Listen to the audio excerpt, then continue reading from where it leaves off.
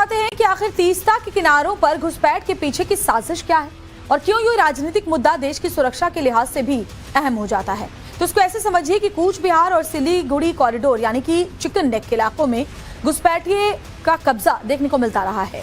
Chicken neck के आसपास Teesta basin में अवैध कब्जे और डेमोग्राफी चेंज का दावा किया जाता है। तीस्ता एक ऐसी नदी है जो अपना रास्ता बदलती है और यही वजह है कि तीस्ता में मानसून के बाद रेतीले टापू बन जाते हैं। तीस्ता के इन रेतीले टापुओं को स्थानीय भाषा में चौर या दियारा कहा जाता है।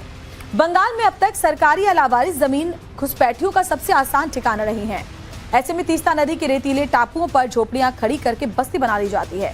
अवैध रूप से बसे लोग नकली आधार वोटर कार्ड बनवा लेते हैं। नदी के कटाव और बाढ़ के चलते स्थानीय लोग विस्थापित हो जाते हैं। खाली या नए बने क्षेत्रों में घुसपैठियों की आबादी जो है अब वो सघन हो गई है। टीएमसी पर वोट बैंक के लिए घुसपैठियों को जगह देने के आरोप लगते रहे हैं। राष्ट्रीय सुरक्षा के चलते बॉर्डर इलाके में अब फेंसिंग का काम जारी है और घुसपैठियों को बाहर करने का सुरक्षा एजेंसियां डेमोग्राफिक चेंज को बड़ा टाइम बम मान रही हैं। तीस्ता के रास्ते मवेशियों की तस्करी, जाली नोटों की सप्लाई भी होती रही है। नदी के सूखने के बाद घुसपैठियों के लिए बॉर्डर पार आना बेहद आसान हो जाता है, जो कि हाल के सालों में काफी बढ़ता हुआ देखा गया। देखिए, एक तरफ बॉर्डर इलाकों में बसे घुसपैठियों पर नकेल कसी जारी है तो दूसरी ओर माफियाओं को संरक्षण देने वालों पर भी एक्शन जारी है। बड़ी खबर यह है कि पश्चिम बंगाल में टीएमसी के समर्थक गिरफ्तार किए गए। नॉर्थ 24 परगना के भटपाड़ा से गिरफ्तारी हुई संतू सिंह और मोन्टू रॉय की। पुलिस ने इन दोनों को अरेस्ट किया और उसके बाद न सिर्फ अरेस्टिंग हुई बल्कि पुलिस ने परेड भी निकाली। दोनों पर कई आपराधिक मामले दर्ज हैं। पुलिस ने दोनों टीएमसी नेताओं को भाटपाड़ा नगर पालिका क्षेत्र में घुमाया।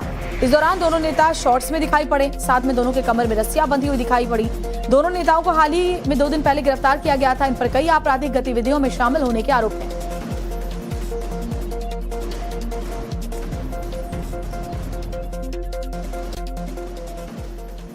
तो पश्चिम बंगाल में न केवल छोटे नेता बल्कि बड़े टीएमसी नेताओं पर भी एक्शन देखने को मिल रहा है और इसी से जुड़ी एक बड़ी खबर आपको बताते हैं। बंगाल की खरदा से उप प्रधान गिरफ्तार किया गया। आय से अधिक संपत्ति मामले में गिरफ्तारी हुई है। टीएमसी के उप प्रधान के घर का वीडियो वायरल है और जब आप ये वीडियो देखेंगे तो चौंक जाएंगे। जरा देखिए, आलीशान महल से कम नहीं दिखता है नेता का घर। सोशल मीडिया पर बीजेपी का दावा है कि जिस टीएमसी नेता को गिरफ्तार किया गया उसने खरदा विधानसभा के बांदीपुर में आलीशान महल बनाया हुआ था। और देखिए जरा, क्या ये आलीशान महल से कम दिख रहा है आपको? दावा है कि ये जो महल है इसमें करोड़ों रुपए लगाए गए हैं। इसमें ऐसे में लोग सवाल उठा रहे हैं कि किसी ग्राम पंचायत के उप प्रधान का घर इतना आलीशान भला कैसे हो सकता है और कुछ ही सालों के अंदर इसने अपना जो मकान है इतना आलीशान करवा लिया है। तो घर की चकाचौंध ऐसी कि आंखें चौंधी आ जाएं। पंचायत उप प्रमुख गिरफ्तार किया गया और उसका जो घर का वीडियो सामने है उसे जब आप देखेंगे तो आपको लगेगा कि कितना ही आलीशान ये महल उसने बनाकर रखा हुआ है।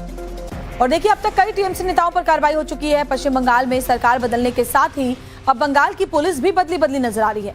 पहले गुंडों और अपराधियों के सामने सरेंडर कर देने वाली पुलिस फोर्स अब शुभेंदु सरकार आने के साथ ही गुंडों बदमाशों का यूपी पुलिस की तरह ही इलाज कर रही है। पहले हावड़ा में पुलिस ने डॉन कहे जाने वाले आकाश सिंह और टीएमसी के नेता और बड़े बदमाश शमीम अहमद की कच्चा बनियान में परेड कराई थी। फिर बारी आई टीएमसी नेता बप्पा शेख की। पुलिस ने टीएमसी नेता बप्पा शेख को गिरफ्तार करने के बाद रस्सियों से बांधकर सड़कों पर घुमाया था। अब पुलिस ने बैरकपुर के माफिया बोनी की हेकड़ी निकाल दी, उसको भी इसी तरह से परेड कराई है, जिसमें जब मीडिया उससे पूछता है कि क्या हुआ तो कहता है कुछ नहीं।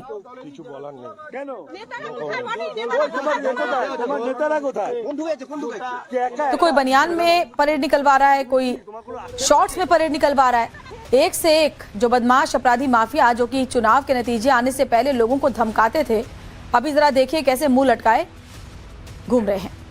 बंगाल पुलिस माफियाओं और भ्रष्टाचारियों को सबक सिखाने के लिए बदलती नजर आ रही है। अब आपको बताते हैं कि कैसे शुभेंदु सरकार बंगाल की पुलिस को दिल्ली, यूपी और सीएपीएफ की तर्ज पर बनाने की तैयारी कर रही है। तो उसको ऐसे समझिए कि कोलकाता पुलिस में जल्दी आपको बदलाव देखने को मिलने वाला है। दंगा रोधी व्यवस्था बदलने के लिए 5 मेंबर कमेटी बनाई गई। स्थानीय हथियारों और उपकरणों को और भी ज्यादा बेहतर बनाया जाएगा। दिल्ली पुलिस और सीएपीएफ के हथियारों का मूल्यांकन होगा, उससे कंपैरिजन होगा। भीड़ को कंट्रोल करने के लिए हथियारों को अपडेट करने पर भी काम जारी है। जॉइंट कमिश्नर निरंजन विश्वास कमेटी की अध्यक्षता कर रहे हैं। 15 दिन में ही तमाम मानकों की रिपोर्ट कमेटी जो है वो सौंप देगी। लाठी, ढाल और बॉडी प्रोटेक्टर जैसे उपकरणों का एग्जामिनेशन होगा कि वो कितने कारगर हैं। आंसू गैस की गोली, रबर की गोलियां, रंग छोड़ने वाले गोले की भी जांच होगी। भीड़ कंट्रोल सिस्टम जैसे वाटर कैनन की भी समीक्षा की जाएगी कि वो कितने दुरुस्त है और जरूरत पड़ती है तो इसको किस तरीके से इस्तेमाल किया जा सकता है। अब बंगाल में घुसपैठिए हो या फिर भ्रष्टाचारी नेता या फिर माफिया, शुभेंदु की पुलिस किसी को नहीं छोड़ने वाली। इसी से जुड़ी बड़ी खबर आपको बताते हैं। बैरकपुर में माफिया की पुलिस ने परेड निकाली। जबरन वसूली करने वाले माफिया बोनी की परेड निकाली गई है। परेड में चुपचाप चलता दिखा धमकीबाज माफिया। सरेआम पुलिस ने निकाली माफिया बोनी की हेकड़ी। बताया जाता है कि बोनी खतरनाक माफिया डॉन था, जिसकी 2024 के लोकसभा चुनाव के दौरान अर्जुन सिंह से झड़प भी हुई थी। पहले आपको बोनी की निकली हुई हेकड़ी सुनवाते हैं, जिसके बाद वो वीडियो भी सुनवाएंगे जिसमें वो धमकी देता हुआ नजर आ रहा है। তাকে দেখছেন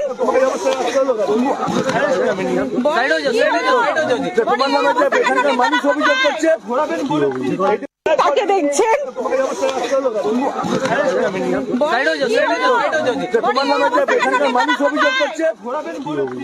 ये तो थी माफिया बोनी की हेकड़ी निकलने वाली तस्वीर। अब आपके लिए ये भी देखना जरूरी है कि लोकसभा चुनाव के दौरान की वो तस्वीर जब यही माफिया मौजूदा विधायक बीजेपी विधायक अर्जुन सिंह से कैसे भिड़ गया था और धमका रहा था।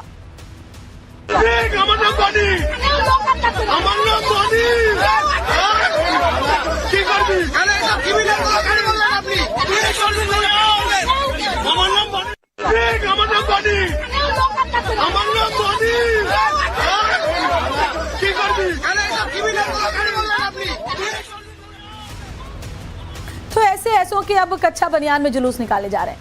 देखिए, एक तरफ पुलिस तो दूसरी तरफ पब्लिक। टीएमसी से जुड़े नेताओं के जैसे जैसे काले कारनामे खुल रहे हैं, लोगों के आक्रोश में भी इजाफा हो रहा है। और इसी से जुड़ी एक बड़ी खबर यह है कि बीरभूम में भी टीएमसी पार्षद के साथी की पिटाई की गई। स्थानीय लोगों ने पार्षद के साथी को पीटा। कट मनी वसूली के आरोपों को लेकर पिटाई की गई है। बीरभूम जिले की दुबराजपुर नगर पालिका के वार्ड नंबर 6 का इलाका एक तरह से मानो युद्ध का मैदान बन गया। जिस तरह से स्थानीय निवासियों विशेषकर गुस्साए महिलाओं के एक समूह ने लंबे समय से दबी हुई नाराजगी के चलते कानून को अपने हाथों में ले लिया, पूरे जिले में सनसनी मच गई।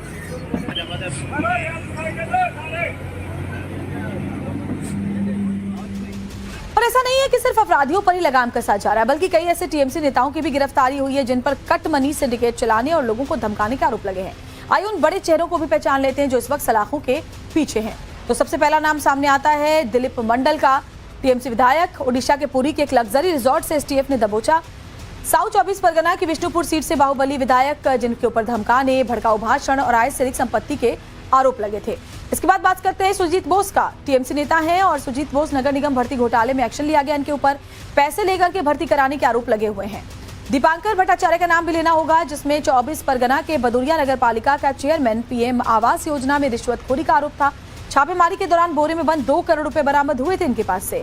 शेख कमरुद्दीन टीएमसी पंचायत सदस्य पश्चिम वर्धमान के पांडवेश्वर से गिरफ्तार किया गया। अवैध कब्जे और टोलाबाजी का संगीन आरोपी है ये। इसके अलावा अरित्रा बसु टीएमसी के युवा चेहरे। दक्षिण 24 परगना में गोलीबारी मामले में अरेस्टिंग हुई है। कोर्ट ले जाते समय महिलाओं ने चप्पलों से पीटा था इनको। बप्पा शेख टीएमसी समर्थक, आपने वो वीडियो भी देखा होगा। जहांगीर खान के आपराधिक सिंडिकेट का खास गुर्गा। अवैध वसूली और बीजेपी कार्यकर्ताओं पर हमले का आरोप जब पकड़ा जा रहा था तो चोर चोर के नारे स्थानीय लोग लगा रहे थे इनके लिए। अब्दुल कादिर हक की बात करते हैं टीएमसी नेता और 2021 विधानसभा चुनाव के दौरान हिंसा का आरोप इनके ऊपर है। घरों में तोड़फोड़, लूटपाट और महिलाओं से छिड़खानी तक के गंभीर और संगीन आरोप हैं। माफिया बोनी, अभी वीडियो देखा आपने जो पहले बता रहा था कि मेरा नाम बोनी है, अब कैसे भीगी बिल्ली बना हुआ है। बैरकपुर का कुख्यात अपराधी और जबरन वसूली का आरोप है। 2024 चुनाव में बीजेपी नेता को खुलेआम इसने धमकी भी दी थी। अब बात आकाश सिंह की। टीएमसी समर्थक, हावड़ा का कुख्यात गैंगस्टर, रंगदारी सिंडिकेट चलाने का आरोप। 2021 में पुलिस पर 20 से ज्यादा बम फेंकने के संगीन मामले इसके खिलाफ दर्ज थे। तो ये तो बदलाव हुआ है, लेकिन सरकार बदलने के बाद कई और खुलासे भी सामने आ रहे हैं। ऐसे में एक बड़ा खुलासा घुसपैठियों के दस्तावेज बनाने को लेकर भी हुआ है। और इसी से जुड़ी बड़ी खबर ये कि पश्चिम बंगाल के मालदा से घुसपैठ पर जानकारी मिली है। घुसपैठियों के फर्जी दस्तावेज बनाने का खुलासा। बंगाल में घुसपैठियों का एपिसेंटर बन चुका था मालदा। 2000 से 5000 रुपए में बनते थे घुसपैठियों के आधार कार्ड। 500 रुपए में घुसपैठियों के फर्जी बर्थ सर्टिफिकेट बनाने का दावा। वोटर आईडी भी 2000-3000 रुपए में बनाने का दावा किया गया। नवभारत ने इन दावों की पुष्टि करने की कोशिश की तो जो कुछ सामने आया वो हैरान कर देने वाला था। पहले आप खुद मालदा के एक दलाल से फर्जी दस्तावेज बनाने को लेकर हुई बातचीत को सुनिए, जिसमें बर्थ सर्टिफिकेट बनाने को लेकर बात हो रही है। কবে থেকে খুলবে একটু বললে এখন ভালো হতো। গ্যারান্টি নেই, ছোট বাচ্চা বাইরে যাবে, নতুন করবেন বললেন কি? হ্যাঁ, ছোট বাচ্চা না বড় লোকের? বড় লোকের বাচ্চারও দুটা করবো আর কি। আর শুরু হবে কিনা তারপরে ফোন করে বলে দেবো আপনাকে। তাহলে আর ভোটের কাটও তো করতে হতো দাদা। চাঁদপুর থেকে বলছেন বললেন? হ্যাঁ, কালকে আসেন তাহলে। কত কি নিয়ে যেতে ভোটের কাটের জন্য? আসবেন, যেটা আগে দেখতে হবে কি কাজ আছে আপনার, কেমন ভুল ঠিক, তারপরে তো হবে। তবুও একটু বললে ভালো হতো। কালকে 10টার দিকে চলে আসবেন, ঠিক আছে? নিয়ে কত যেতে হবে, কত নিচ্ছেন না ওটাই জানতে চাইছি। আপনি 2-3 হাজার টাকা নিয়ে আসবেন। 2-3 হাজারে হয়ে যাবে? 2-3 হাজার টাকা লাগবে না, 50 টাকা থেকে স্টার্ট। আপনাকে তো বলছি, কালে যখন আসবেন বাজার করবেন আর কিছু করবেন না। बांग्लादेशी नागरिक जो अवैध तरीके से पश्चिम बंगाल में रह रहे थे और अब जो जाने की कोशिश कर रहे हैं, हर कोई कह रहा है कि उनके पास आधार कार्ड है, वोटर आईडी है और तमाम भारतीय दस्तावेज हैं। लेकिन आखिरकार जानते हैं कि जो सीमावर्ती इलाके हैं पश्चिम बंगाल के, खास तौर पर अगर मालदा जिले की बात करें जो बेहद सेंसिटिव है क्योंकि पोरस बॉर्डर है बांग्लादेश के साथ, यहाँ पर बकायदा एक रेड कार्ड फिक्स कर दिया गया है कि किस तरह से रेड फिक्स किए गए थे तमाम डॉक्यूमेंट्स के लिए। हमारे साथ निबारुंदा है जो बीजेपी के प्रत्याशी भी रहे हैं, मोथाबाड़ी से ग्राम पंचायत के मेंबर भी हैं। दादा, आपसे मेरी बात हो रही थी, आप कह रहे थे कि मालदा जिले में भी तृणमूल कांग्रेस के नेताओं की मदद से बकायदा रेड कार्ड जो है वो फिक्स कर दिया है और जो है डॉक्यूमेंट्स बना दिए जाते हैं। बताइए, अगर किसी को आधार कार्ड बनवाना हो तो उन्हें कितना रुपया देना पड़ता था? देखिए, हमारा मोथाबाड़ी विधानसभा क्षेत्र में लगभग 2,10,000 वोटर है। उसमें से मान लीजिए 30 से 35,000 अवैध वोटर है और उस लोगों को जो आधार कार्ड हुआ है